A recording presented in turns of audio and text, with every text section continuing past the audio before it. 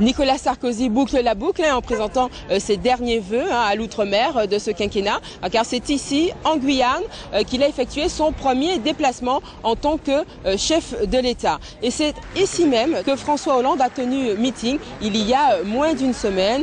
Nicolas Sarkozy a d'ailleurs beaucoup taclé François Hollande durant son discours. Alors, Nicolas Sarkozy a ancré les départements et collectivités d'outre-mer dans la France, dans le respect de leur identité, de leur culture.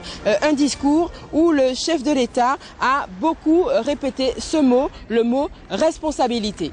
Cette volonté portée par le président de la République depuis plusieurs mois maintenant, depuis plusieurs années maintenant, de faire confiance aux Outre-mer et de respecter les Outre-mer est compris et entendu donc dans nos territoires. C'est aussi très vrai pour la Nouvelle-Calédonie. Vous savez que depuis 2 ans, nous avons pris des initiatives justement pour marquer les identités différentes de la Nouvelle-Calédonie.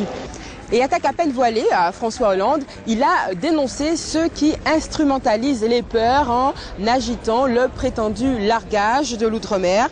Alors Nicolas Sarkozy a donc dressé un bilan de son action en outre-mer durant ce quinquennat. Il se projette puisqu'il a annoncé qu'il irait à La Réunion au cours du premier semestre 2012, où quand il dit encore « nous allons continuer à travailler en 2012 ».